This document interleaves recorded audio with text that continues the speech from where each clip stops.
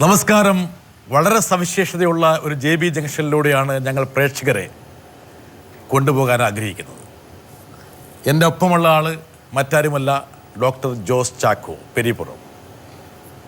ഒരുപക്ഷെ കേരളത്തിൽ ഹൃദയത്തിൻ്റെ കാവൽക്കാരൻ, കാവൽ മാലാക എന്ന് പറയാൻ കഴിയും. ഹൃദയത്തിൻ്റെ ഒരു പര്യായമായി മാറിയിരിക്കുന്ന ഒരു പേര് കൂടിയാണ് ഡോക്ടർ ജോസ് ചാക്കോ. ഡോക്ടർ, ഇതൊരു സവിശേഷതയുള്ള JB ജംഗ്ഷനാണ്. ഈ ജംഗ്ഷനിലേക്ക് ഡോക്ടറെ സ്വാഗതം ചെയ്യുന്നു. Thank you. മനുഷ്യജീവിതത്തിൽ ഏറ്റവും കൂടുതൽ സ്പർശിക്കുന്ന, പരാമർശിക്കുന്ന ഒരവയവം മറ്റൊന്നുമല്ല, ഹൃദയമാണ്. താങ്കളാണെന്ന് കേരളത്തിൽ ഹൃദയത്തിൻ്റെ ഒരു പര്യായം.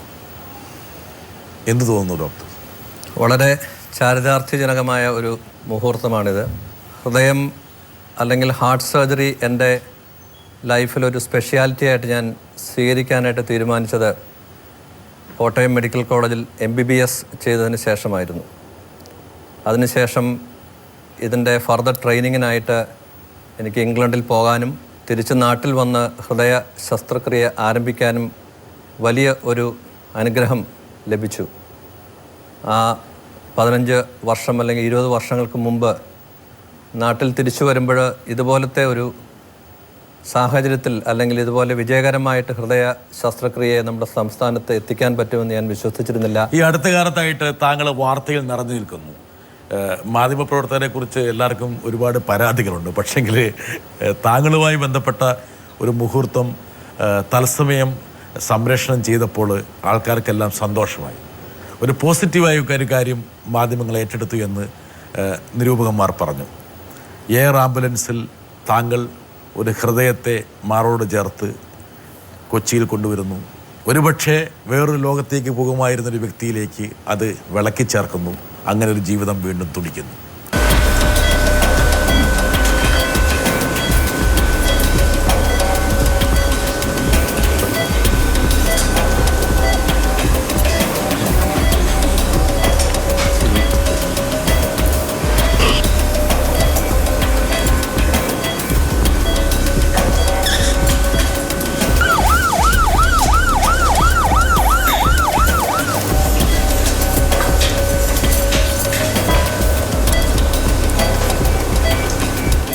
എനിക്ക് താങ്കളുടെ 15ാമത്തെ ഓപ്പറേഷനായിരുന്നു. അതെ, 15ാമത്തെ. ഓരോ ഓപ്പറേഷനും അതിൻ്റേതായിട്ടുള്ള വഴിത്തിരിവും അതിൻ്റേതായിട്ടുള്ള പ്രത്യേകതയും ഉണ്ടായിരുന്നു. പക്ഷേ ഇത് ഇന്ത്യയിലെ തന്നെ മാധ്യമ ശ്രദ്ധ ക്ഷണിച്ചു വരുത്തിയ വലിയൊരു വാർത്താ മുഹൂർത്തമായിട്ട് മാറി. അതുകൊണ്ടാണ് ഞാൻ പറഞ്ഞത്, കേരളത്തിൽ ഈ അടുത്ത കാലത്ത് ഏറ്റവും പ്രധാനപ്പെട്ട ഒരു വാർത്താ പുരുഷനാണ് എൻ്റെ മുമ്പിലിരിക്കുന്നത്. ഇതൊക്കെ ഒരു അച്ചീവ്മെൻറ്റ്സാണ്. പക്ഷേ ഈ അച്ചീവ്മെൻറ്റ്സിൽ പോലും വലിയൊരു കഠിനാധ്വാനത്തിൻ്റെ ഒരു പശ്ചാത്തലമുണ്ട്. പക്ഷെ താങ്കൾ വളരെ കൂളായിട്ടായിരിക്കുന്നത്. പക്ഷേ താങ്കളുടെ ഹൃദയത്തിലൂടെ ഒരുപാട് വികാര വിക്ഷോഭങ്ങൾ ഇപ്പോൾ കടന്നു പോകുന്നുണ്ടോ? ഞാൻ ഇതുപോലത്തെ ഒരു പ്രോഗ്രാമിന് ആദ്യമായിട്ടാണ് വരുന്നത്. അതിൻ്റെ ടെൻഷനുണ്ടോ? ജോൺ ബ്രിട്ടാസിൻ്റെ മുൻപിൽ ഇരിക്കുമ്പോൾ തന്നെ എനിക്കൊരു വളരെ അഭിമാനമുണ്ട്. അതിൻ്റേതായിട്ടുള്ളൊരു വികാരഭേദങ്ങളുണ്ട്. ഒരു ഹൃദയ ശസ്ത്രക്രിയ ചെയ്യുമ്പോൾ എനിക്ക് അങ്ങനത്തെ ഉള്ളൊരു വികാരഭേദങ്ങളില്ലല്ലോ. ഞാൻ എല്ലാ ദിവസവും റെഗുലറായിട്ട് ചെയ്യുന്ന ഒരു അതിനേക്കാൾ ടെൻഷൻ പിടിച്ചൊരു പരിപാടിയാണ് ഈ ഷോയിൽ പങ്കെടുക്കാന്നുള്ളത്. തീർച്ചയായിട്ടും. ഡോക്ടർ, നമ്മൾ ഈ ഹൃദയത്തിൻ്റെ ഭാഷയിലൊക്കെ സംസാരിക്കാന്ന് പറയും. ഏതാ ഭാഷ ഹൃദയത്തിൻ്റെ ഭാഷ? ഹൃദയത്തിൻ്റെ ഭാഷ എന്ന് പറയുന്നത് സത്യത്തിൻ്റെ ഭാഷയാണ്. The language of truth. ഹൃദയം കൊണ്ട് സംസാരിക്കുക, ഹൃദയം കൊണ്ട് ചിന്തിക്കുക, ഹൃദയം കൊണ്ട് കമ്മ്യൂണിക്കേറ്റ് ചെയ്യുക എന്ന് പറയുന്നത് that means that it shows a truth in you. അങ്ങനെയാണല്ലോ നമ്മൾ ഹൃദയത്തെ നമ്മൾ കണക്ട് ചെയ്തേക്കുന്നത്. എൻ്റെ ഹൃദയത്തിൻ്റെ അഗാധ തലങ്ങളിൽ എന്ന് പറയുമ്പോൾ what I say is what I mean. ഡോക്ടറുടെ സഹധർമ്മിണി കൂടി ഈ ഷോയിലുണ്ട്, ജെയ്മി അല്ലേ? അതെ. ഹൃദയത്തിൻ്റെ ഭാഷയിലാണോ ജെയ്മിയോട് ആദ്യം സംസാരിച്ചത്? തീർച്ചയായിട്ടും. പ്രണയവിവാഹമായിരുന്നോ? അല്ല. ഇത്രയും ഹൃദയമുള്ള ഡോക്ടർ എന്തുകൊണ്ടൊരു പ്രണയവിവാഹം കഴിച്ചില്ല? അതാണ് ആ ഒരു അവസരം കിട്ടിയിരുന്നില്ല. അവസരങ്ങൾ ഒരുപക്ഷെ നമ്മളുടെ ജീവിതത്തിൽ പലപ്പോഴും നമ്മൾ ആളുകളെ ഇഷ്ടപ്പെടുക അല്ലെങ്കിൽ പ്രണയിക്കുക, അത് ചിലപ്പോൾ മനസ്സുകൊണ്ടായിരിക്കും. നമ്മൾ ആ പ്രണയം എപ്പോഴും നമ്മൾ ഒരാളുടെ അടുത്ത് പ്രകടിപ്പിക്കണമെന്നില്ല. പ്രകടിപ്പിച്ചാൽ തന്നെ അത് സഫലീകരണമാകണമെന്നില്ല. എന്നെ സംബന്ധിച്ചിടത്തോളം ഞാൻ വിവാഹം ചെയ്ത പെൺകുട്ടിയെ പ്രണയിക്കാനുള്ളൊരു സാഹചര്യം എനിക്ക് ഒരു സൗഭാഗ്യം ഉണ്ടായി. ജെയ്മി ചേച്ചി, ഡോക്ടർ വളരെ മൃദുഭാഷിയാണ്. എനിക്ക് തന്നെ ആകെ ഒരു സങ്കോചം. കാരണം വെച്ചാൽ ഈ വളരെ എന്താ പറയുക ഹൃദയം പോലെ ഇരിക്കുന്ന ഈ ഡോക്ടറെ ഞാൻ എങ്ങനെ കൈകാര്യം ചെയ്യുന്നു എൻ്റെ പേടി. ഒരുപാട് മരണന്മാരെയൊക്കെ കൊണ്ടുവന്ന് ഇരുത്തുന്ന ഒരു കസേരയാണ്. ഇവിടെ ഈ കസേരയിൽ ഹൃദയത്തെ കൈകാര്യം ചെയ്യേണ്ട അതേ തന്മയത്വത്തോടെയാണ് എനിക്കിപ്പോൾ ഡോക്ടറെ വീട്ടിൽ ഇങ്ങനെയൊക്കെ തന്നെയാണോ? അതെ അതെ. വഴക്കും സംഘർഷമൊന്നും ഉണ്ടാക്കാറില്ലേ? ഇല്ല, അങ്ങനെ ഒന്നുമില്ല. ചൂടാകാറില്ലേ? ഇല്ലില്ല. വീട്ടിലധികം ചെല്ലാറില്ല. ആ ഒരു പരാതി ഉണ്ടല്ലേ? അതുകൊണ്ട് അധികം വഴക്കുണ്ടാവില്ല. കൂടുതൽ സമയം വീട്ടിൽ ഡോക്ടർ ഇല്ലാത്ത കൊണ്ട് പരാതി ഇല്ല എന്നാണ് ചേച്ചി പറയുന്നത്. ഒരുപാട് പേര് ഡോക്ടർ എനിക്ക് വലിയൊരു അഭിമാനം തോന്നുന്നത്. കാരണം എന്ന് വെച്ചാൽ താങ്കളുടെ മുമ്പിൽ ഇരിക്കുമ്പോൾ എനിക്കാണ് ഒരു പക്ഷേ വലിയൊരു സന്തോഷവും ആത്മാഭിമാനവും.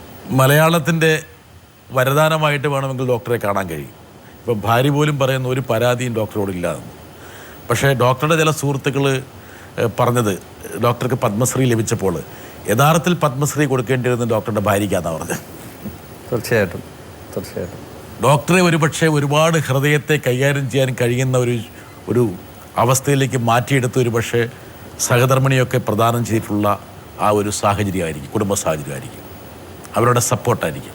അതായത് ഞാൻ ഹൃദയ ശസ്ത്രക്രിയ സ്പെഷ്യലൈസ് ചെയ്ത കാലഘട്ടം മുതൽ എൻ്റെ പ്രൊഫഷണൽ ലൈഫിലേക്ക് ഒരു ജീവിതത്തിൻ്റെ ഒരു 90% പ്രൊഫഷണൽ ലൈഫുമായിട്ട് ബന്ധപ്പെട്ടിട്ടുള്ള ഒന്നുകിൽ ജോലി അല്ലെങ്കിൽ ജോലിയുമായിട്ട് ബന്ധപ്പെട്ടിട്ടുള്ള ആക്ടിവിറ്റീസ് ആയിരുന്നു. അപ്പോൾ വീട്ടിലെ കാര്യങ്ങൾ നോക്കാനുള്ള സമയക്കുറവ്, സമയത്ത് വീട്ടിലെ ചര്യകളിൽ പങ്കെടുക്കാനുള്ള ബുദ്ധിമുട്ട്, കുട്ടികളുടെ ആവശ്യങ്ങളിൽ എൻ്റെ അഭാവം, അങ്ങനെ വളരെയധികം ബുദ്ധിമുട്ടുകളുണ്ടായ ഒരു ഹോം സിറ്റുവേഷനിൽ നിന്ന് ആ കുടുംബത്തിന് സപ്പോർട്ട് കൊടുക്കുകയും പിള്ളേരുടെ വളർച്ച, അവരുടെ എഡ്യൂക്കേഷൻ, അവരുടെ ഭാവി, അതുപോലെ തന്നെ എൻ്റെ വ്യക്തിപരമായ കാര്യങ്ങൾ പോലും യാതൊരു പരാതിയുമില്ലാതെ ജെയ്മി നോക്കിയതുകൊണ്ടാണ് എൻ്റെ ജോലിയിൽ പൂർണ്ണമായിട്ടും ഡിവോട്ട് ചെയ്യാൻ കഴിഞ്ഞതും ഈ സ്റ്റേജിലെത്താൻ കഴിഞ്ഞതെന്ന് ഞാൻ വിശ്വസിക്കുകയാണ്. എന്തായാലും ശ്രീമതി ജെയ്മി ചേച്ചിക്ക് നമ്മൾ ഒരു കൈയ്യടി. എന്താ കാരണം വെച്ചാൽ ഈ ഡോക്ടറായിട്ട് ഞങ്ങൾക്ക് പ്രദാനം ചെയ്യുന്നതിൽ ഏറ്റവും പ്രധാനപ്പെട്ട പങ്ക് വഹിച്ചത് ഡോക്ടറുടെ തന്നെ സഹധർമ്മിണിയാണ്.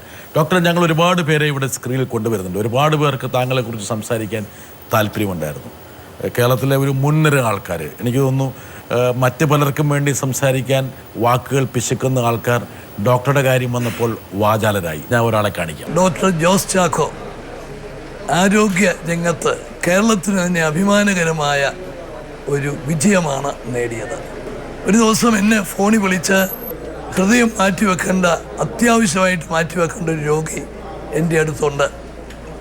ഇന്ന് മസ്തിഷ്ക മരണം വന്ന ഒരു രോഗി തിരുവനന്തപുരത്തുണ്ട്. ഞങ്ങൾക്ക് ഹൃദയം കിട്ടും, പക്ഷേ റോഡിൽ കൂടെ കൊണ്ടുവന്നാൽ ആ ശസ്ത്രക്രിയ വിജയിപ്പിക്കാൻ സാധിക്കില്ല. അതിനുള്ള സൗകര്യം ചെയ്തു കൊടുക്കണം എന്ന് പറഞ്ഞു. ഞാൻ അപ്പോൾ തന്നെ നേവിയുമായി ബന്ധപ്പെട്ട് ഒരു വിമാനം തയ്യാറാക്കി അതിൽ ആ ഹൃദയം കൊണ്ടുവന്ന് മാറ്റിവെച്ചു. അതല്ല ഇതിനകത്ത് ഏറ്റവും പ്രശ്നം. ഈ പ്രശ്നം നമ്മുടെ വൈദ്യശാസ്ത്ര രംഗത്ത് നമുക്ക് നേടാൻ എന്തും സാധിക്കും എന്നുള്ള ഒരു വലിയ സന്ദേശമാണ് ഡോക്ടർ ജോസ് ചാക്കോയുടെ വിജയത്തിലൂടെ ഉണ്ടായിട്ടുള്ളത്. ബഹുമാനപ്പെട്ട മുഖ്യമന്ത്രിയാണ്. ഈ ഷോയ്ക്ക് വേണ്ടി മാത്രമായിട്ട് അദ്ദേഹം സമയം കണ്ടെത്തിയിട്ട് അദ്ദേഹത്തിൻ്റെ പ്രതിപാദനങ്ങളാണ് നമ്മൾ കേട്ടത്. ഞാൻ നേരത്തെ സൂചിപ്പിച്ചതുപോലെ കഴിഞ്ഞിടയ്ക്ക് കേരളത്തിലെ ഏറ്റവും വലിയ വാർത്താ വിസ്ഫോടനങ്ങളിലൊന്ന് താങ്കളുടെ ഹൃദയവുമായിട്ട് ശ്രീചിത്രയിൽ നിന്ന് കൊച്ചിയിലേക്ക് വരുന്നതായിരുന്നു. എനിക്ക് തോന്നുന്നു ഇങ്ങനെയുള്ള മീഡിയ അവയർനെസ് കൊണ്ടായിരിക്കാം ഒരു പക്ഷേ വലിയൊരു വിഭാഗം ആൾക്കാർക്ക് ഈ അവയവദാനത്തിൻ്റെ ഒരു പ്രസക്തി, അനിവാര്യതയെക്കുറിച്ച് ഒരു ചിന്ത അല്ലെങ്കിൽ തോന്നൽ ഉണ്ടാകുന്നത്. ഡോക്ടറുടെ അഭിപ്രായം എന്താണ്? വർഷങ്ങൾക്ക് മുമ്പ് ഞങ്ങൾ ഹൃദയം മാറ്റിവെക്കൽ ശസ്ത്രക്രിയ നടത്തിയിരുന്ന ഒരു കാലഘട്ടം, ആ കാലഘട്ടത്തിൽ അവയവം ദാനം ചെയ്യാനുള്ള ഒരു സാഹചര്യം നമ്മുടെ സമൂഹത്തിന് ഒട്ടും തന്നെ ഉണ്ടായിരുന്നില്ല. വളരെ ഒറ്റപ്പെട്ട സംഭവങ്ങൾ, ഭാര്യയും ഭർത്താവും പ്രണയവിവാഹ സമയത്ത് അവയവം കൊടുക്കാനായിട്ട് പ്രതിജ്ഞ ചെയ്ത ഒരു പശ്ചാത്തലം, അല്ല എന്നുണ്ടെങ്കിൽ അവയവം ദാനം ചെയ്യണമെന്ന് ഉറപ്പിച്ച് തീരുമാനിച്ചിരുന്ന ചില വ്യക്തികൾ അവരൊഴിച്ചാൽ സമൂഹത്തിൽ അവയവദാനം എന്നുള്ളൊരു സന്ദേശം വർഷങ്ങളായിട്ട് ഉണ്ടായിരുന്നില്ല. ഒരു കഴിഞ്ഞ 3-4 വർഷങ്ങൾക്ക് മുമ്പ് കേരള സംസ്ഥാന സർക്കാരിൻ്റെ മൃതസഞ്ജീവിനി എന്നുള്ള ഒരു പ്രൊജക്റ്റ് കേരളത്തിൽ ആരംഭിച്ചതിന് ശേഷമാണ് അവയവദാനത്തെപ്പറ്റി ഒരു അവബോധം ഡോക്ടർമാരിൽ പോലും ഇന്ന വ്യക്തികൾക്ക് മസ്തിഷ്ക മരണം സംഭവിച്ചാൽ അവയവദാനം നടത്താൻ പറ്റുമെന്നുള്ള അറിവ് മെഡിക്കൽ ഫീൽഡിന് പോലും കിട്ടിയത് ഈ അടുത്ത കാലത്താണ്. മാധ്യമങ്ങൾ അതിന് വഹിച്ച പങ്ക് ഒട്ടും തന്നെ നമുക്ക് അതല്ലാതെ വേറൊരു പ്രഷർ ഇതിനുണ്ടായിട്ടുണ്ടെന്ന് ഞാൻ വിശ്വസിക്കുന്നു. അത്രമാത്രം മാധ്യമങ്ങൾ അവയവദാനത്തെപ്പറ്റി പ്രകീർത്തിക്കുകയും അവയവം ദാനം ചെയ്യുന്നവർക്ക് പ്രത്യേകം അവരെപ്പറ്റി വാർത്തകളും അവരുടെ ഓർമ്മക്കുറിപ്പുകളും ഒക്കെ രേഖപ്പെടുത്തുകയും ചെയ്ത പശ്ചാത്തലം. ഈ ഒരു സംഭവത്തിൽ ഈ പറഞ്ഞ തിരുവനന്തപുരത്ത് നിന്ന് ഇങ്ങോട്ടൊരു ഒരു ഹൃദയം പറക്കുന്നു. ഞാൻ ഡോക്ടറുടെ ആ പ്രതികരണങ്ങളൊക്കെ ഞാനിങ്ങനെ വായിച്ചിരുന്നു സഗൂതം. ഒരുപക്ഷെ താങ്കൾ ആകാശത്തിൽ നോക്കുന്നു, ആ പറഞ്ഞ ആ ഹൃദയം സൂക്ഷിച്ചിരിക്കുന്ന പെട്ടിയിലേക്ക് നോക്കുന്നു. താങ്കളുടെ മനസ്സിൽ ഉയർന്നു വരുന്ന ഒരുപാട് ചിന്തകൾ, താങ്കളുടെ ആശുപത്രിയിൽ കിടക്കുന്ന നിർധനായിട്ടുള്ള ഒരു വ്യക്തിയുടെ മുഖം, ആ ഭാവങ്ങൾ, ഇതെല്ലാം താങ്കളുടെ എനിക്കൊന്ന് ആ ഒരു സമയം എന്ന് പറഞ്ഞത് അതിനെ വേണമെങ്കിൽ ഒന്ന് എവിടേക്കെങ്കിലും എഴുതുകയോ അല്ലെങ്കിൽ ഒരു അഭ്രവാളിയിലേക്ക് പകർത്തുകയോ ചെയ്ത് കഴിഞ്ഞാൽ എന്തെല്ലാം വികാര മുഹൂർത്തങ്ങളായിരിക്കും അത്. അതായത് ആ ഒരു ഏതാനും മണിക്കൂർ, 1-2 മണിക്കൂർ സമയം, 4 മണിക്കൂറിൻ്റെ ഇടവേളയാണ്.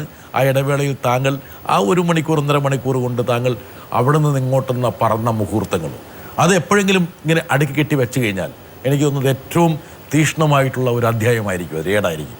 പെട്ടെന്ന് താങ്കളോട് ഞാൻ ചോദിക്കുകയാണ്, ഡോക്ടർ ആ ചെറു വിമാനത്തിൽ താങ്കൾ കയറുന്നു, താങ്കളോടൊപ്പം മിടിക്കുന്ന ഒരു ഹൃദയമുണ്ട്. എന്താണ് താങ്കളുടെ മനസ്സിലേക്ക് ആദ്യം വന്നത്? അവിടെ വികാരങ്ങൾക്കോ വികാര വിക്ഷോഭങ്ങൾക്കോ വലിയ പ്രസക്തിയില്ല. ഞങ്ങളെ സംബന്ധിച്ചിടത്തോളം we are on a mission to do a transplantation on a patient otherwise who is going to die. അവിടെ ഡോക്ടർമാർ വികാര അധീനരാകുന്ന ഒരു സാഹചര്യം അല്ല എന്നുണ്ടെങ്കിൽ ഈ ശസ്ത്രക്രിയ വിജയിക്കുമോ എന്നുള്ള ആശങ്ക, അവിടെ മാധ്യമങ്ങൾ എന്താണ് പുറത്ത് ചെയ്യുന്നത് എന്നുള്ള ഒരു സംശയം, ഇതൊക്കെ ഞങ്ങളുടെ മനസ്സിലേക്ക് വന്നു കഴിഞ്ഞാൽ ഞങ്ങളെ സംബന്ധിച്ചിടത്തോളം ഞങ്ങൾ ഉദ്ദേശിക്കുന്ന ആ പ്രക്രിയ പൂർണ്ണമായും ആത്മാർത്ഥതയോടെ ചെയ്യാനാവില്ല.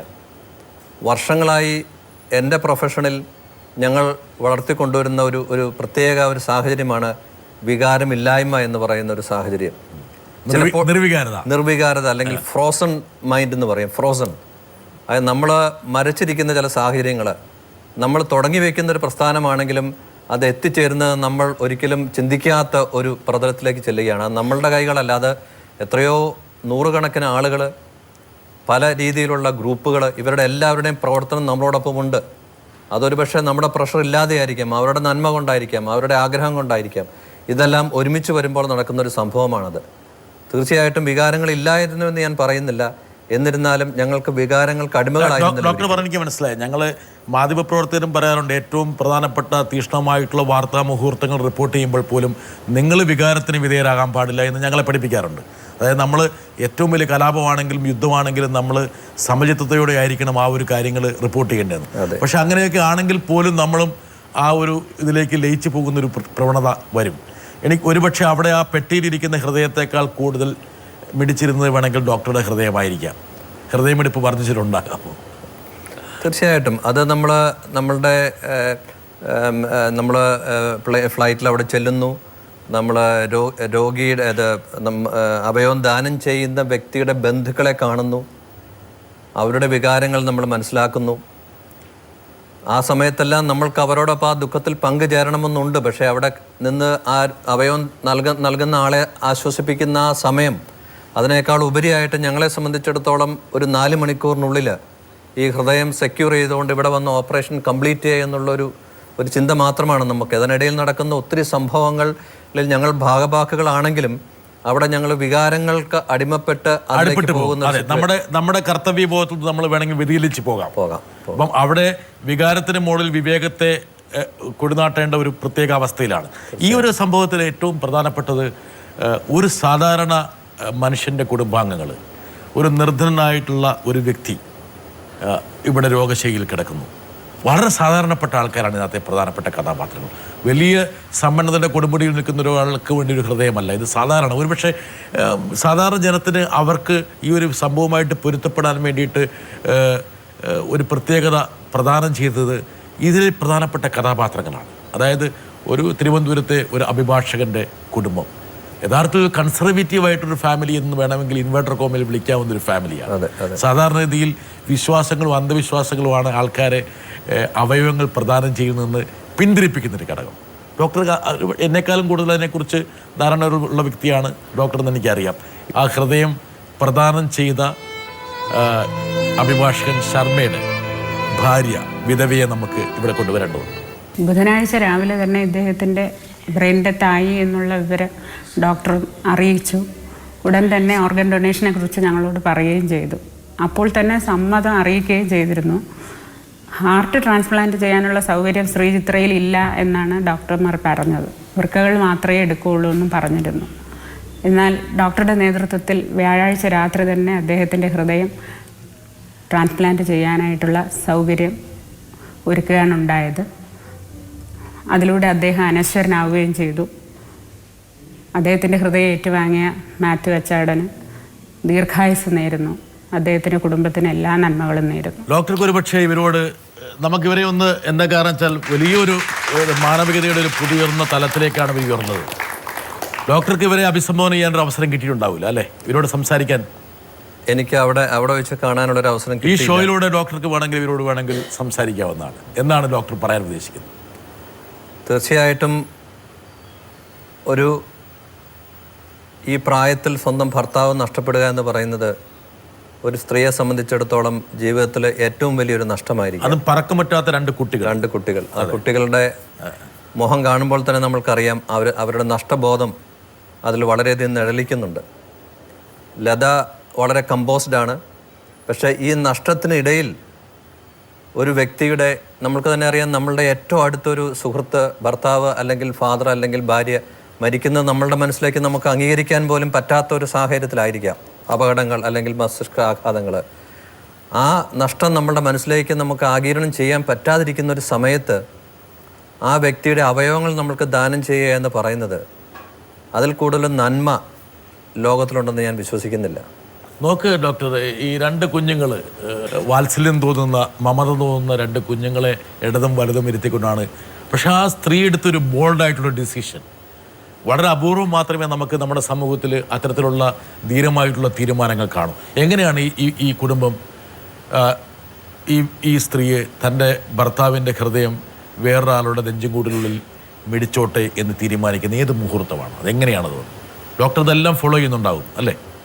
തീർച്ചയായിട്ടും ഇത് നമ്മളെ സംബന്ധിച്ചിടത്തോളം ഒരു നഷ്ടപ്പെടുന്ന ഒരു വ്യക്തിക്ക്, ഞാൻ മുൻപ് പറഞ്ഞതുപോലെ, മരണം അനിവാര്യമാണ്, മരിച്ചു എന്നുള്ളത് പല പല ഘട്ടങ്ങളിലായിട്ടായിരിക്കും ഡോക്ടർമാർ ഇവരുടെ ബന്ധുക്കളെ അറിയിക്കുക. അത് പല സംശയങ്ങളും അവരുടെ മനസ്സിൽ കാണും, പല ഒപ്പീനിയൻസും അവരെടുക്കണമെന്ന് ആവശ്യപ്പെടും. ഇതിൻ്റെ എല്ലാം അവസാനം മരണം സ്ഥിരീകരിച്ച് കഴിയുന്ന ഒരു സാഹചര്യത്തിലാണ് അവയവങ്ങൾ ആവശ്യപ്പെടുന്നത്. ഇപ്പോഴത്തെ ഈ സാഹചര്യത്തിൽ മാധ്യമങ്ങളിലൂടെയുള്ള ഈ അവയവദാനത്തെ പറ്റിയുള്ള കീർത്തനങ്ങൾ കേൾക്കുന്ന പല വ്യക്തികളും അവരുടെ ഭർത്താവ് മരിച്ചു, എന്നാൽ അവരുടെ ഭർത്താവ് ഈ ഭൂമിയിൽ തന്നെ അവരോടൊപ്പം ഏതോ ഒരു കോണിൽ അവരെ കണ്ടുകൊണ്ട് ജീവിക്കുന്നു എന്നുള്ള ഒരു സന്തോഷം, എൻ്റെ പിതാവ് മരണത്തിലും വേറൊരു വ്യക്തിക്ക് ജീവൻ കൊടുത്തു എന്നുള്ള ഒരു സന്തോഷത്തോടുകൂടി അവരുടെ ജീവിതം മുന്നോട്ട് കൊണ്ടുപോകാൻ കഴിയുന്ന രണ്ട് കുട്ടികൾ, ഇതൊക്കെ ആയിരിക്കാം അവരുടെ ആ വൈകാരികമായിട്ടുള്ള ആ വിഷമഘട്ടത്തിലും ഇങ്ങനെ ഒരു തീരുമാനമെടുക്കാനുള്ള ഇൻസെൻറ്റീവ്. Life after death.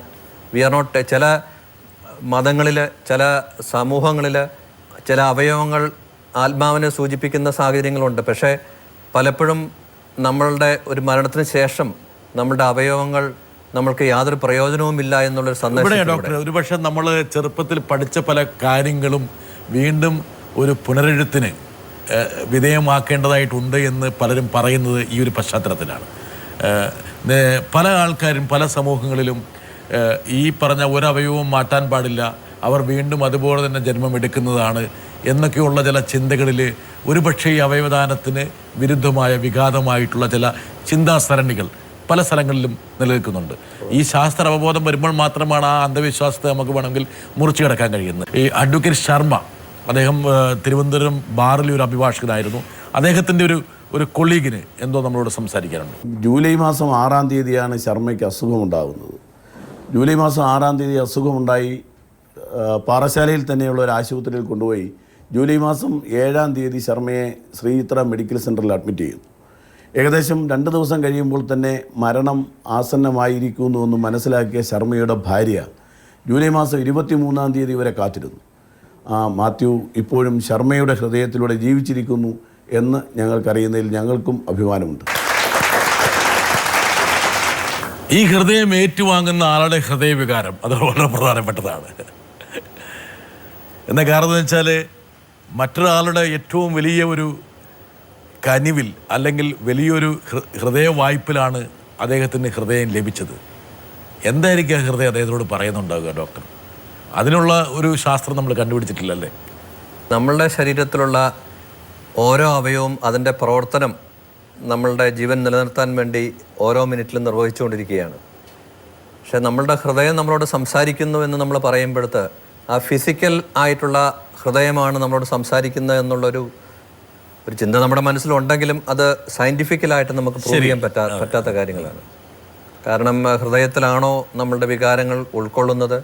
വേറൊരു വ്യക്തിയുടെ ഹൃദയം നമ്മളിൽ വന്നാൽ ആ ഹൃദയവുമായിട്ട് നമ്മൾ എങ്ങനെ അഡ്ജസ്റ്റ് ചെയ്യും എന്നുള്ളത് വൈകാരികമായിട്ടുള്ള ഒരു അഡ്ജസ്റ്റ്മെൻ്റാണ്. ഒരുപക്ഷെ ഈ പേഷ്യൻസിനെല്ലാം ഹൃദയം സ്വീകരിക്കുന്ന രോഗികൾക്കെല്ലാം ഏതെങ്കിലും ഒരു സാഹചര്യത്തിൽ ആ ഹൃദയവുമായിട്ട് ജീവിക്കുമ്പോൾ ഉണ്ടാകുന്ന ചില വൈകാരികമായിട്ടുള്ള വ്യതിയാനങ്ങൾ ഉണ്ടായെന്ന് വരാം. പക്ഷേ ഹൃദയം വികാരങ്ങൾ ഹാൻഡിൽ ചെയ്യുന്നില്ല.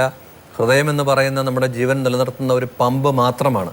എങ്കിൽ പോലും നമ്മുടെ സംസ്കാരത്തിൻ്റെ എല്ലാ കൈവഴികളും അല്ലെങ്കിൽ കലയുടെ എല്ലാ കൈവഴികളും സർഗാത്മകതയുടെ എല്ലാ ധാരകളും ഹൃദയത്തിലാണ് വികാരത്തിൻ്റെ ഒരു പ്രഭവ കേന്ദ്രമായിട്ട് ഹൃദയത്തെയാണ് പ്രതിഷ്ഠിച്ചിരിക്കുന്നത്.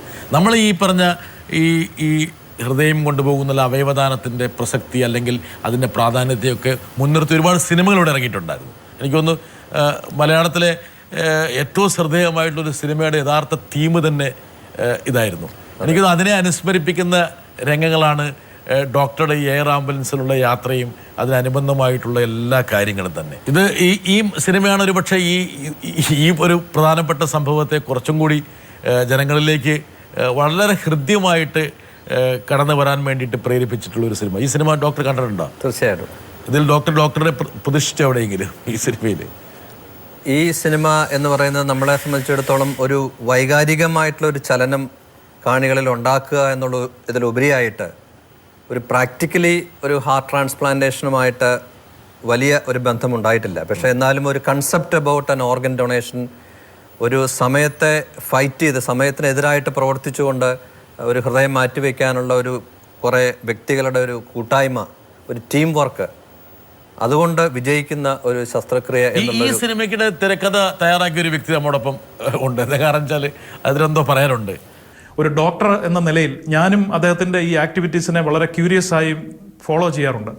എനിക്ക് അദ്ദേഹത്തോടുള്ള ചോദ്യം, 2011 എൻ്റെ സഹോദരൻ സഞ്ജയും ഞാനും കൂടെ ചേർന്ന് ട്രാഫിക് എന്ന സിനിമയ്ക്ക് തിരക്കഥ എഴുതിയിരുന്നു. രാജേഷ് പിള്ളയാണ് സംവിധാനം ചെയ്തത്. ആ സിനിമയിൽ ഞങ്ങൾ പ്രതിപാദിച്ചിരുന്ന ഒരു വിഷയം ഒരു ഹൃദയം മാറ്റിവെക്കലായിരുന്നു. എനിക്ക് സാറിനോടുള്ള ചോദ്യം എന്താണെന്ന് വെച്ചാൽ, ഒരു സിനിമയ്ക്ക് അല്ലെങ്കിൽ ഒരു മാധ്യമത്തിന് ഒരു അവയവം മാറ്റ ശസ്ത്രക്രിയയുടെ മഹത്വത്തെക്കുറിച്ച് എത്രമാത്രം സമൂഹത്തെ ബോധവൽക്കരിക്കാൻ സാധിക്കും? തീർച്ചയായിട്ടും നമ്മളുടെ എഡ്യൂക്കേഷൻ അല്ലെങ്കിൽ സൊസൈറ്റിയിലേക്കുള്ള പെനട്രേഷൻ ഒരു വ്യക്തിക്കോ ഒരു പ്രസ്ഥാനത്തിനോ ചെയ്യാനാവില്ല. അത് ചെയ്യാൻ പറ്റുന്ന ഏക മീഡിയ എന്ന് പറയുന്നത് വിഷ്വൽ അല്ലെങ്കിൽ റിട്ടേൺ മീഡിയ മാത്രമാണ്. അതുപോലെ തന്നെയുള്ള സിനിമകൾ, നേരത്തെ നമ്മൾ പറഞ്ഞതുപോലെ ട്രാഫിക് എന്ന് പറയുന്ന ആ ഫിലിം ശരിക്കും ഒരു ഓർഗൻ ഡൊണേഷനെ പറ്റിയും ഓർഗൻ വേണ്ട ഒരു വ്യക്തിയെ പറ്റിയും അതിനുവേണ്ടി ചരിക്കുന്ന കുറേ ആൾക്കാരുടെ സന്ദേശ സമൂഹത്തിലേക്ക് വന്നു. ഞാനത് കണ്ടിട്ട് വളരെ ത്രിൽഡായിരുന്നു. പക്ഷേ എനിക്കറിയാം യാഥാർത്ഥ്യങ്ങളിൽ നിന്ന് വളരെ അകന്ന ഒരു സിനിമയാണ്. എന്നിരുന്നാൽ പോലും അത് കൊടുത്തേക്കുന്ന സമൂഹത്തിന് കൊടുത്തിരിക്കുന്ന message that you have to act quickly, you are buying, you have no time to buy, അതിനു വേണ്ടിയിട്ടുള്ള ഒരു കൂട്ടായ്മയുടെ ഒരു എൻഡ് റിസൾട്ട്, ഒരു ടീം സ്പിരിറ്റ്. അതുകൊണ്ട് തീർച്ചയായിട്ടും ആ സിനിമ സമൂഹത്തിന് വളരെയധികം ഓർഗൻ ഡൊണേഷനെ പറ്റി എഡ്യൂക്കേറ്റ് ചെയ്തിട്ടുണ്ടെന്നുള്ളതാണ് എൻ്റെ ഒരു വിശ്വാസം. സിനിമയൊക്കെ കാണാൻ ഡോക്ടർക്ക് സമയം കിട്ടാറുണ്ടോ ഇതിനിടയ്ക്ക്?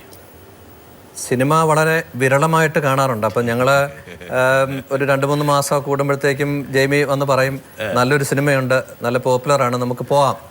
അങ്ങനെ ഒരുപക്ഷെ ഒരു ആ സമയത്തായിരിക്കും ഡോക്ടർക്ക് ഒരു ശസ്ത്രക്രിയ വരുന്നത്. അങ്ങനെ വന്നാലത് അങ്ങനെ മാറ്റിവെച്ച പല സാഹചര്യങ്ങളും ഉണ്ടായിട്ടുണ്ട്. ഇങ്ങനെയുള്ള എൻ്റർടൈൻമെൻറ്റ്സിനൊക്കെ ഡോക്ടറെ കിട്ടാറുണ്ടോ ചേച്ചി? ഇടയ്ക്കൊക്കെ പോകും മൂവിക്ക്. ഈ ഷോയിൽ പ്രത്യേകമുണ്ട് ചേച്ചി, ഇവിടെ ഒരു കുമ്പസാരക്കൂട്ടിൽ ഇരുന്ന് കുമ്പസാരിക്കുന്നത് പോലെ സത്യങ്ങൾ മാത്രം പറയാനുള്ള വേദി. അതുകൊണ്ട് ചേച്ചിക്കുള്ള കാര്യങ്ങളൊക്കെ പറയാം. എന്താ കാരണം വെച്ചാൽ ഡോക്ടർ 2 തെറി പറയാൻ കിട്ടുന്ന ഏറ്റവും നല്ല മുഹൂർത്തമായത്. ഇനി വീട്ടിൽ പോയി കഴിഞ്ഞാൽ പറ്റില്ല. ഡോക്ടറെ കുഴപ്പമില്ലല്ലോ? ഒരു കുഴപ്പമില്ല, ധൈര്യമായിട്ട് പറഞ്ഞു. ഇല്ല, വല്ലപ്പോഴൊക്കെ ഞങ്ങൾ വേറിലൊരു വർഷത്തിൽ 2-3 വർഷത്തിൽ 2 പ്രാവശ്യം ഡോക്ടർ സിനിമയ്ക്ക് കൊണ്ടുപോകുന്നുള്ളൂ. പിന്നെ ഇടയ്ക്കൊക്കെ ഹോളിഡേയ്സിന് എങ്ങനെയെങ്കിലും സമയം കണ്ടു പോകാൻ ഡോക്ടർ ശ്രമിക്കാറുണ്ട്. ചേച്ചി ഫാമിലി ബ്രേക്സ്. പിന്നെ she also enjoys movie with her friends. അപ്പൊ ഞാനെല്ലാം ഇപ്പോഴും ഉണ്ടാകണമെന്നല്ലേ മൂവി കാണാൻ. ശരി, അവരുടെ സുഹൃത്തുക്കളോട് പോയിക്കോളാം പറഞ്ഞേക്കാം. ഒരു ഗ്രൂപ്പ് ഉണ്ട്. എന്തൊരു കൺവീനിയൻസ് ആണ് നോക്കുക. അതായത് ഡോക്ടർ ഈ പറഞ്ഞ പോലെ ഒരു ഡോണർ അല്ലെങ്കിൽ ഒരു റിസീപ്പിയൻ്റ്, ഇതൊക്കെയാണല്ലോ ഏറ്റവും പ്രധാനപ്പെട്ട ഘടകങ്ങളായിട്ട് വരുന്നത്. ഈ ഒരു പർട്ടിക്കുലർ കേസിൽ ശർമ്മയുടെ ഹൃദയം ഏറ്റുവാങ്ങിയ മാത്യുവിൻ്റെ സഹധർമ്മിണി നമ്മോടൊപ്പം ഉണ്ട്. ചേട്ടന് കടുത്ത ശ്വാസമുട്ടലിനെ തുടർന്നാണ് ഈ ഡിസി ആശുപത്രിയിലേക്ക് വന്നത്. അപ്പോൾ ഇവിടെ ഡോക്ടറെ കണ്ട് അവർ കുറേ ടെസ്റ്റുകളൊക്കെ നടത്തി കഴിഞ്ഞ് കഴിഞ്ഞപ്പോൾ ഡോക്ടർ എന്നോട് പറഞ്ഞു ഹാർട്ട് മാറ്റിവെക്കലാണ് ഇതിനുള്ളൊരു പ്രതിവിധി, വേറെ എന്ത് ചികിത്സ ചെയ്തിട്ടും ഒരു പ്രയോജനം ഇല്ലയെന്നാണ് ഡോക്ടർ പറഞ്ഞത്. പിന്നെ ഞങ്ങളിവിടെ ഒരു 5 ദിവസം അഡ്മിറ്റായി. പിന്നെ വീട്ടിൽ ചെന്നതിന് ശേഷമാണ് ഞങ്ങൾ ഇതിനെക്കുറിച്ച് കൂടുതൽ ചേട്ടനോട് ഞാനിങ്ങനെ പറഞ്ഞത്. അപ്പോഴത്തേക്കും ആൾ ഇങ്ങനെ ഹാർട്ട് മാറ്റി വയ്ക്കണതിന് വലിയ എമൗണ്ട് വേണം എന്നുള്ളതൊക്കെ നമ്മൾ ഒക്കെ അറിയാവുന്നതല്ല. അപ്പോൾ അത് വേണ്ട എന്നാണ് ആൾ തീരുമാനിച്ചത്. പിന്നെ ഞങ്ങൾ വീണ്ടും ഇവിടെ വന്നു കഴിഞ്ഞപ്പോൾ വീണ്ടും കൂടുതലായി ഇവിടെ വന്നു കഴിഞ്ഞപ്പോഴാണ് ഞങ്ങൾ ജോസ് ചാക്കോ ഡോക്ടറെ കാണിച്ചത്. അപ്പോൾ ജോസ് ചാക്കോ ഡോക്ടർ പറഞ്ഞ് പൈസനെ കുറിച്ചൊന്നും ചിന്തിക്കേണ്ട, അതൊക്കെ ഉണ്ടാവും, ഓപ്പറേഷൻ ചെയ്യാൻ തീരുമാനിച്ചാൽ മതി, ബാക്കിയൊക്കെ ശരിയായിക്കോളും. പിന്നെ ഡോക്ടറുടെ ആ ഒരു ഞങ്ങളുടെ അടുത്തുള്ള ഒരു സമീപനവും ഒക്കെ ഞങ്ങൾക്ക് ഭയങ്കര ആശ്വാസമായിരുന്നു. ഡോക്ടർ ഈ പറഞ്ഞ ഒരു ഡോണർ റിസിപ്പിയൻ്റ് പിന്നീട് ഇവർ തമ്മിലുള്ള കൂടിക്കാഴ്ചകൾ സാധാരണത്തിൽ മെഡിക്കൽ സയൻസ് അത് പ്രോത്സാഹിപ്പിക്കുന്നില്ല എന്നൊരു വിവരമുണ്ട്. അങ്ങനെ ഉണ്ടോ? അങ്ങനെ വൈകാരികമായിട്ടുള്ള ചില ബന്ധങ്ങൾ ഡോണർ റെസിപ്പിയൻ റിലേഷൻഷിപ്പിൽ ഉണ്ടാകാറുണ്ട്. അത് പാശ്ചാത്യ രാജ്യങ്ങളിൽ വളരെ സാധാരണമായിട്ട് നടക്കുന്ന അവയവ മാറ്റുകയിൽ, പ്രത്യേകിച്ച് ഹൃദയവുമായിട്ട് ബന്ധപ്പെട്ടിട്ടുള്ള ട്രാൻസ്പ്ലാന്റേഷൻ പ്രോഗ്രാമിൽ ഒരു ഡോണറുടെ ഐഡൻറ്റിറ്റി റെസിപ്പിയൻറ്റിന് വന്നു കഴിഞ്ഞാൽ നമ്മൾ അറിഞ്ഞോ അറിയാതെയോ ആ റെസിപ്പിയൻറ്റിന് ഡോണറോടുള്ളൊരു ബഹുമാനം, സ്നേഹം, അല്ലെങ്കിൽ ആ ഡോണറുടെ കുടുംബത്തോടുള്ള ഒരു വൈകാരികമായിട്ടുള്ള അടുപ്പം, അത് വൈദ്യശാസ്ത്രം ഒട്ടും തന്നെ പ്രൊമോട്ട് ചെയ്യുന്നില്ല, പ്രോത്സാഹിപ്പിക്കുന്നില്ല. അപ്പോൾ ഹൃദയത്തിന്റെ വൈകാരികതയെ ഒരിക്കലും മെഡിക്കൽ സയൻസ് പ്രോത്സാഹിപ്പിക്കുന്നില്ല. അവിടെ ഒരു നിസ്സംഗതയാണ് താങ്കൾ ആഗ്രഹിക്കുന്നത്. അവിടെ ഹൃദയത്തിന്റെ വൈകാരികത വ്യക്തികൾ തമ്മിലുള്ള ബന്ധത്തിലും ഡോക്ടർ പേഷ്യൻ്റ് റിലേഷൻഷിപ്പിലും നമ്മുടെ കുടുംബ ബന്ധങ്ങളിലൊക്കെ തീർച്ചയായിട്ടും അനിവാര്യമായ ഘടകമാണ്. പക്ഷേ ഒരു അനിയന്ത്രിതമായിട്ടുള്ള ഒരു communication between the donor family and the recipient family അവസാനം നമ്മൾക്ക് അകലാൻ പറ്റാത്ത ബന്ധങ്ങളിലേക്കും അങ്ങനത്തെയുള്ള റിലേഷൻഷിപ്പിലേക്കും പോകാനുള്ള സാഹചര്യങ്ങളുണ്ട് എന്ന് ഇതിനു മുമ്പും നമ്മൾ മനസ്സിലാക്കിയിട്ടുണ്ട്. എന്നിരുന്നാലും നമ്മളുടെ പ്രത്യേക പശ്ചാത്തലത്തിൽ അവയവദാനം സമൂഹത്തിലേക്ക് പ്രൊമോട്ട് ചെയ്യേണ്ട ഒരു ആവശ്യകത ഇപ്പോഴും നിലനിൽക്കുന്നത് കാരണമാണ് നമ്മൾ ഡോണേഴ്സിനെ ഇപ്പോഴും നമ്മൾ പ്രൊജക്റ്റ് ചെയ്യുന്നത്. പാശ്ചാത്യ റെസിപ്പിയൻ നമ്മൾ ഒരു വ്യക്തി ഹാർട്ട് ഡൊണേറ്റ് ചെയ്താൽ അല്ലെങ്കിൽ അവയവങ്ങൾ ഡൊണേറ്റ് ചെയ്താൽ അത് മാധ്യമങ്ങൾ വലിയ വാർത്തകളായിട്ട് എടുക്കാറില്ല. എടുത്താൽ തന്നെയും അത് റെസിപ്പിയൻ്റ് അറിയാത്ത രീതിയിലുള്ള ഒരു മീഡിയ ആരുടെ ഹൃദയമാണെന്നുള്ളത് അറിയുന്നില്ല. പക്ഷേ കേരളത്തിൽ അല്ലെങ്കിൽ ഇന്ത്യയിൽ അങ്ങനെ ഒരു പ്രശ്നമില്ല. താങ്കൾ വിഭാവനം ചെയ്യുന്നൊരു സാഹചര്യം ഈ പറഞ്ഞ ഡോണറും റെസിപ്പിയൻ്റും തമ്മിലൊരു ബന്ധം വേണ്ടതില്ലെന്നുള്ളതാണ് ഡോക്ടറുടെ.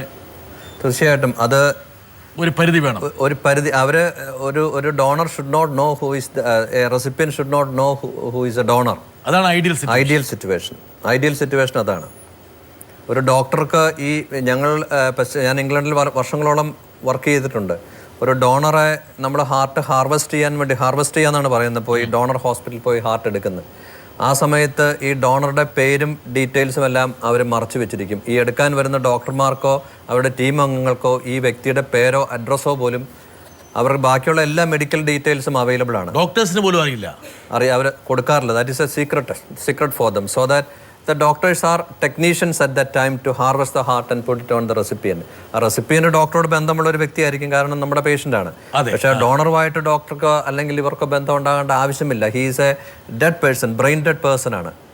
അവിടെ നമുക്ക് വികാരങ്ങൾ കാണിക്കാനുള്ള ഒരു സാഹചര്യങ്ങളോ അല്ലെങ്കിൽ പിന്നീട് അതിൻ്റെ പേരിലുള്ള ഒരു ബന്ധങ്ങൾ ഉണ്ടാക്കാനുള്ള ഒരു സാഹചര്യം ഒരിക്കലും നമ്മുടെ പശ്ചാത്തലത്തിൽ വേണമെങ്കിൽ അതിൽ നിന്നൊരു വ്യതിയാനം വരാനൊരു കാരണം ഇതൊരു മോട്ടിവേഷൻ ആകട്ടെ അല്ലെങ്കിൽ ഒരു മാതൃകയാകട്ടെ എന്നുള്ളൊരു ചിന്താഗതിയാണ്. ഡോക്ടറെ ആ മെഡിക്കൽ കടുംപിടുത്തം ഇതിനകത്തുനിന്ന് മാറ്റിവെക്കുന്നതിൻ്റെ കാരണം ഇതൊരു മാതൃകയാകട്ടെ, മറ്റുള്ളവർക്കും ഒരു പ്രചോദനമാകട്ടെ എന്നുള്ളതല്ലേ? തീർച്ചയായിട്ടും. അത് വർഷങ്ങൾ കഴിയുമ്പോൾ ഇതൊരു സർവ്വസാധാരണ സംഭവമായിട്ട് മാറും. ഇവിടെ ഒരു 5 വർഷങ്ങൾക്ക് ശേഷം ഒരു ഹൃദയം മാറ്റിവെക്കൽ ശസ്ത്രക്രിയ ഒരിക്കലും ഒരു വാർത്തയാകത്തില്ല. എയറിൽ ഹൃദയം വരുന്നത് ഒരിക്കലും ഒരു വാർത്തയാകത്തില്ല. താങ്കളുടെ 2 മുഹൂർത്തങ്ങൾ വലിയ വാർത്തയായിരുന്നു. കേരളത്തിലെ ആദ്യത്തെ ഹൃദയം മാറ്റിവെക്കൽ ശസ്ത്രക്രിയ താങ്കളാണ് നടത്തിയത്.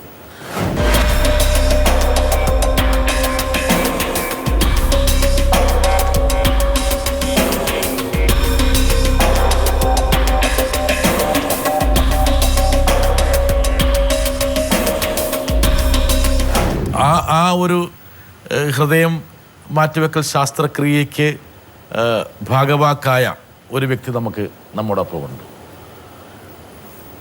എൻ്റെ പേര് സുനിൽ.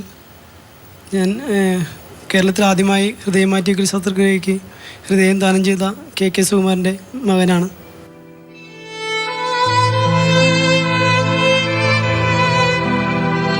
മെഡിക്കൽ ടെസ്റ്റിൽ വെച്ചിട്ടാണ് കേരളത്തിൽ ആദ്യമായി ഹൃദയം മാറ്റിവെക്കൽ ശസ്ത്രക്രിയ നടന്നത്. ഡോക്ടർ ജോസ് ചാക്കോ പരിവാരമാണ്. ഡോക്ടർ ജോസ് ചാക്കോ അന്ന് അറിയാമായിരുന്നോ? ഇല്ല, അറിയില്ലായിരുന്നു. ഇന്നാണ് ആദ്യം കാണുന്നത് താങ്കൾ? ഇന്നല്ല, ഓപ്പറേഷന് ശേഷം കുറച്ച് ദിവസങ്ങൾക്ക് ശേഷം കണ്ടായിരുന്നു ഡോക്ടർ ആദ്യമായിട്ട്. ഡോക്ടർ ആദ്യം ഹൃദയം എടുത്ത് വേറെ ആൾക്ക് ഘടിപ്പിക്കുന്നു. ആ ഹൃദയം എടുത്ത് കൊടുത്തത് ഇബ്രാഹിമിനാന്ന് തോന്നുന്നു, അല്ലേ? അതെ, സുകുമാരൻ്റെ ഹൃദയമാണ്. സുകുമാരൻ്റെ മകനാണ് ഇരിക്കുന്നത്. നമ്മൾ ഈ ഷോ കൊണ്ട് ഉദ്ദേശിക്കുന്നത് സ്വാഭാവികമായിട്ടും ഹൃദയത്തിൻ്റെ ഭാഷയിൽ ജനങ്ങളോട് ഉത്ബോധിപ്പിക്കാനാണ്. അതായത് എത്ര കണ്ട് സഹായകരമാകും നമ്മുടെ ശരീരത്തിലുള്ള സ്പെയർ പാർട്സ്. അങ്ങനെ ഡോക്ടറെ, പാശ്ചാത്യ ലോകത്ത് ആൾക്കാർ മനുഷ്യ ശരീരത്തിലെ അവയവങ്ങളെ സ്പെയർ പാർട്സ് ആയിട്ടാണ് കാണുന്നത്. സുനിൽ, എന്താ ഇപ്പോൾ തോന്നുന്നത്? താങ്കൾക്ക് ഒരു ചാരിതാർത്ഥ്യമുണ്ടോ, സന്തോഷമുണ്ടോ, എന്താണ് തോന്നുന്നത്? ഒത്തിരി സന്തോഷമുണ്ട്. കാരണം അതിനുശേഷമാണ് ഇപ്പോൾ കേരളത്തിൽ ഒരുപാട് ഹൃദയം മാറ്റിവെക്കൽ നടന്നുകൊണ്ടിരിക്കുന്നത്. അന്ന് എന്തായിരുന്നു സുനിലിൻ്റെ വയസ്സ്? സുനിലിന് സംസാരിക്കാൻ ബുദ്ധിമുട്ടുണ്ട്. എന്താ കാരണം വെച്ചാൽ വളരെ വികാരത്തള്ളിച്ച് ഉണ്ടാകുന്ന മുഹൂർത്തങ്ങളാണ്. അച്ഛന് എത്ര വയസ്സായിരുന്നു? അച്ഛന് 43 വയസ്സുണ്ടായിരുന്നു. 43 വയസ്സ്. സുനിലിന് എത്ര വയസ്സായിരുന്നു? എനിക്ക് 16 വയസ്സ്. 16 വയസ്സ്. ഒരു കാര്യവിവരവും വരുന്ന ഒരു സമയമായിരുന്നു. അറിയായിരുന്നു സുനിലിന് അച്ഛൻ്റെ ഹൃദയം വേറെ ആൾക്ക് കൊടുക്കാൻ പോവുകയാണെന്നുള്ളത്? ഇല്ല, ആദ്യം ഞങ്ങൾക്ക് മരിച്ചു എന്നാണ് പറഞ്ഞത്. പിന്നീടാണ് മെഡിക്കൽ ടെസ്റ്റിൽ ഡോക്ടർമാരെല്ലാം വന്നിട്ട് പറഞ്ഞു അച്ഛൻ മരിച്ചു, ഇങ്ങനെ ആലപ്പുഴയിലുള്ള ഒരു വ്യക്തിക്ക് ഇങ്ങനെ ഹൃദയം ആവശ്യമാണ്. അപ്പോൾ അച്ഛൻ്റെ ഹൃദയം മാറ്റി വെച്ച് കഴിഞ്ഞാൽ അച്ഛൻ്റെ ഹൃദയം താഴ്ന്നു നൽകിയാൽ അയാളുടെ ജീവൻ രക്ഷപ്പെടുമെന്ന് പറഞ്ഞു. അപ്പോൾ പിന്നെ ഞങ്ങൾ വേറെ ഒന്നും ആലോചിച്ചില്ല. കാരണം അച്ഛനും എന്തായിരുന്നു നാട്ടിൽ? അച്ഛന് കൂലിപ്പണി തന്നെയായിരുന്നു. എങ്കിലും അച്ഛൻ ആൾക്കാർക്ക് ഒത്തിരി സഹായിയായിരുന്നു അച്ഛൻ. സുനിൽ, അന്ന് ആദ്യം ഒരാൾ ഹൃദയം കേരളത്തിൽ സംഭാവന ചെയ്യാൻ പോവുകയാണ്. ഒരുപാട് വിശ്വാസങ്ങളും അന്ധവിശ്വാസങ്ങളും നിലനിൽക്കുന്ന ഒരു സമൂഹമാണ് കേരളത്തിൽ. ആരാണ് തീരുമാനിച്ചത് സുനിലെ? സുനിലിന് 16 വയസ്സേ ഉള്ളൂ. സുനിൽ അമ്മയ്ക്ക് എത്ര വയസ്സായിരുന്നു? അമ്മയ്ക്കും 40 വയസ്സിന് താഴെ ഉണ്ടായിരുന്നുള്ളൂ. അപ്പോൾ എങ്ങനെയാണ് നിങ്ങൾ തീരുമാനിച്ചത്? ഞങ്ങൾക്ക് അറിയില്ല. അന്ന് ചിലപ്പോൾ ദൈവം തോന്നിപ്പിച്ചതാവാം, അറിയില്ല എങ്ങനെയാണെന്ന്. ഞങ്ങളുടെ 4 പേരുടെയും തീരുമാനം ഒന്ന് തന്നെയായിരുന്നു. 4 പേരെന്ന് പറയുന്ന ആരൊക്കെയാണ്? അമ്മയും ചേച്ചിയും ചേട്ടനും ഞാനും. ഇന്ന് തിരിഞ്ഞു നോക്കുമ്പോൾ സുനിൽ എന്താ തോന്നുന്നത് ആ തീരുമാനത്തെ കുറിച്ച്? അച്ഛൻ നഷ്ടപ്പെട്ടതിൽ ഒത്തിരി വിഷമമുണ്ടെങ്കിലും സന്തോഷമുണ്ട് ഒരുപാട്. കാരണം അതിന് മൂലം ഇപ്പോൾ ഒരുപാട് ശസ്ത്രക്രിയകൾ നടക്കുന്നു, ഒരുപാട് വ്യക്തികൾ ജീവിതത്തിലേക്ക് തിരിച്ചു വരുന്നു. ഡോക്ടർ, ഈ സുനിലിന്റെ മുഖം ഓർമ്മയുണ്ടോ ഡോക്ടർക്ക്? തീർച്ചയായിട്ടും ഉണ്ട്. എത്രയോ വർഷം മുമ്പ് നടന്നതാണ് ഡോക്ടർ. സുകുമാരൻ്റെ ഭാര്യ പത്മിനി, സുനിലിൻ്റെ സിസ്റ്റർ സുമിത, ബ്രദർ സുജിത്ത്, ഇത്രയും പേരുകളൊക്കെ ഡോക്ടർ ബൈഹാട്ടാണ്. ഞാൻ ഇവരുടെ വീട്ടിൽ പല പ്രാവശ്യം പോയിട്ടുണ്ട്. സുമിതയുടെ മോൻ്റെ കല്യാണത്തിന് ഞാൻ വന്നിട്ടുണ്ട്, അല്ലേ? I have gone to his wedding. ഞങ്ങൾ വളരെ ആ കാലഘട്ടം മുതലേ ആ കുടുംബവുമായിട്ട് വളരെ ആത്മബന്ധത്തിലാണ് ഞാൻ, എൻ്റെ വ്യക്തിപരമായിട്ട്. കാരണം ഒരു ചരിത്ര സംഭവമായിരുന്നു അത്, കേരളത്തിൽ ആദ്യത്തെ ഹൃദയം മാറ്റിവെക്കൽ ശസ്ത്രക്രിയ.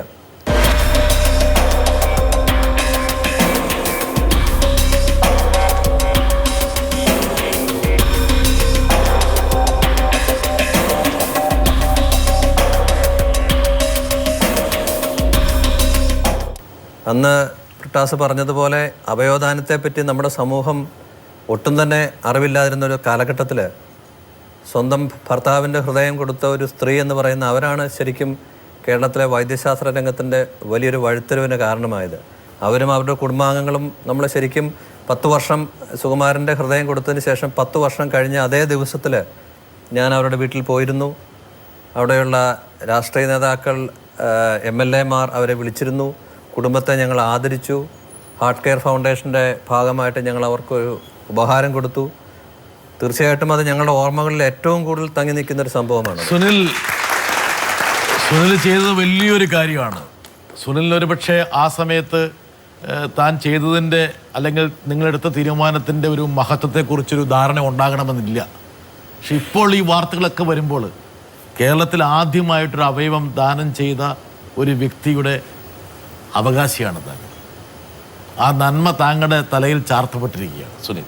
നേരത്തെ പറഞ്ഞ പോലെ സന്തോഷമുണ്ട് ഒത്തിരി. പിന്നെ ഡോക്ടറെ പോലുള്ള ഒരാൾക്ക് ദൈവം അനുഗ്രഹിച്ച് ഈ ഭൂമിയിലേക്ക് അയച്ച ഡോക്ടറെ പോലുള്ള ഒരാൾ ഈ ഭൂമിയിലുള്ളിടത്തോളം കാലം ഒത്തിരി പേർക്ക് ഇനിയും ആശ്വാസമാണ് ഡോക്ടറെ പോലുള്ള ഒരു വ്യക്തി.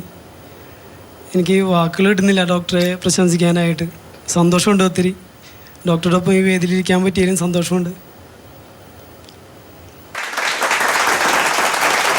വളരെ പ്രധാനപ്പെട്ട ഒരു വഴിത്തിരിവായിരുന്നു ഡോക്ടർ ജീവിതത്തിലും.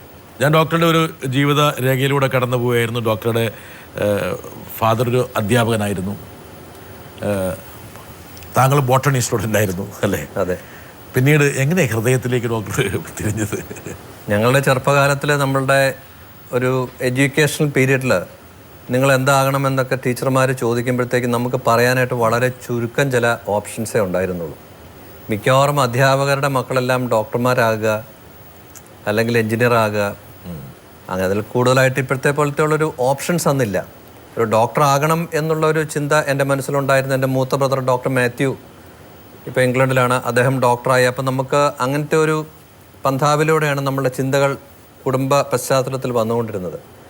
MBBS-ന് കോട്ടയം മെഡിക്കൽ കോളേജിൽ ജോയിൻ ചെയ്തപ്പോൾ മുതൽ ഒരു സർജറി സ്പെഷ്യാലിറ്റി ആയിട്ട് എടുക്കണമെന്നുള്ള ഒരു ചിന്ത ഉണ്ടായിരുന്നു.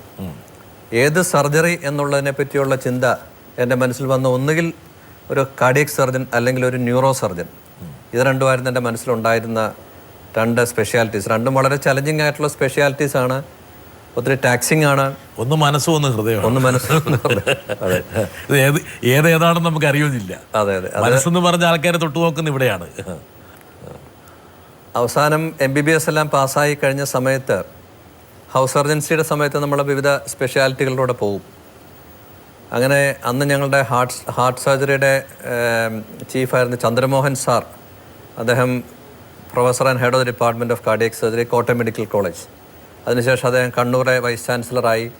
പിന്നീട് അനപ്പോയ യൂണിവേഴ്സിറ്റിയുടെ വൈസ് ചാൻസലറായി ഇപ്പോൾ റിട്ടയർ ചെയ്തു. അദ്ദേഹത്തിൻ്റെ കൂടെ ഒരു 6 മാസത്തോളം ഹൃദയ ശസ്ത്രക്രിയ രംഗത്ത് എനിക്ക് പ്രവർത്തിക്കാനുള്ള സാഹചര്യം കിട്ടി. MBBS-ന് ശേഷം വളരെ പ്രിമിറ്റീവായിട്ടുള്ളൊരു കാലഘട്ടമായിരുന്നു. അന്ന് നമുക്ക് ഇതുപോലത്തുള്ള ബൈപ്പാസ് ശസ്ത്രക്രിയകൾ പോലും കേരളത്തിൽ നടക്കുന്നില്ല. ഓപ്പൺ ഹാർട്ട് സർജറി പോലും വളരെ ചുരുക്കമായിട്ടാണ്. ക്ലോസ്ഡ് മൈട്രൽ വാൽവോട്ടമി എന്ന് പറയുന്ന ഹൃദയം തുറക്കാതെയുള്ള ചില ശസ്ത്രക്രിയകൾ. പിന്നെ ഹൃദയത്തിൽ സൂക്ഷ്മങ്ങൾ അടയ്ക്കുന്ന അല്ലാതെ വളരെ മേജർ ഓപ്പറേഷൻസ് ആയിരുന്നു. അതുപോലെ ശ്വാസകോശത്തിലെ ശസ്ത്രക്രിയകൾ. അപ്പോൾ അദ്ദേഹത്തിൻ്റെ കൂട്ടത്തിലുള്ള ആ ട്രെയിനിങ് ആയിരുന്നു. I decided that I will do only heart surgery. അപ്പോൾ ചന്ദ്രമോഹൻ സാർ എന്നോട് പറഞ്ഞു, ജോസെ, ഹാർട്ട് സർജറിയിൽ ട്രെയിനിങ് വേണമെന്നുണ്ടെങ്കിൽ യു ബെറ്റർ ഗോ എബ്രോഡ്. ഇംഗ്ലണ്ടിലേക്ക് പോകണം. അങ്ങനെയാണ് 1986 ഞാൻ ഇവിടുത്തെ ഹൗസ് സർജൻസിയും സീനിയർ ഹൗസ് സർജൻസിക്ക് ശേഷവും ഫർദർ ട്രെയിനിങ്ങിനായിട്ട്. എന്തിനാണ് പിന്നെ ഡോക്ടർ തിരിച്ച് ഇന്ത്യയിലേക്ക് വന്നത്? എന്താ കാരണം വെച്ചാൽ ഒരുപാട് ആൾക്കാർക്ക് ഒരുപാട് അവസരങ്ങൾ പ്രദാനം ചെയ്യുന്ന ഒരു ഭൂപ്രദേശമാണ് പാശ്ചാത്യ ലോകം. അവിടെ വിട്ട് ഇങ്ങോട്ട് വരാൻ എന്താ തോന്നിയത്? ഞാൻ ഇവിടെ നിന്ന് പോകുന്ന സമയത്ത് തന്നെ, അപ്പം അന്ന് തന്നെ സാറിനോട് പറഞ്ഞിരുന്നു, what is your ambition? That I am talking about 1986-85 end. അപ്പോൾ ഞാൻ സാറിനോട് പറഞ്ഞു, സാറേ, എനിക്ക് ഹാർട്ട് സർജറിയിൽ ട്രെയിനിങ് കഴിഞ്ഞിട്ട് തിരിച്ചു വന്നിട്ട് ഇന്ത്യയിൽ ആദ്യത്തെ ഹൃദയം മാറ്റിവെക്കൽ ശസ്ത്രക്രിയ ചെയ്യുക എന്നുള്ളതാണ് എൻ്റെ ആഗ്രഹമെന്ന് ഞാൻ 86 അദ്ദേഹത്തോട് പറഞ്ഞു. അന്ന് ഇന്ത്യയിൽ ഹൃദയം മാറ്റിവെക്കൽ ശസ്ത്രക്രിയ നടന്നിരുന്നില്ല. പുള്ളി പറഞ്ഞു, good, keep that ambition, please do come back. അത് പുള്ളി പറഞ്ഞിരുന്നു. താങ്കൾ ആ വാക്ക് പാലിച്ചു? തീർച്ചയായിട്ടും. പക്ഷെ താങ്കൾ വരുമ്പോഴേക്കിനും 2 നടന്നു കഴിഞ്ഞിരിക്കുന്നു അല്ലേ? രണ്ടെണ്ണത്തിൽ കൂടുതൽ നടന്നിരുന്നു. 2 സംസ്ഥാനങ്ങളിൽ, ഡൽഹിയിൽ നടന്നിരുന്നു, ചെന്നൈയിലും നടന്നിരുന്നു.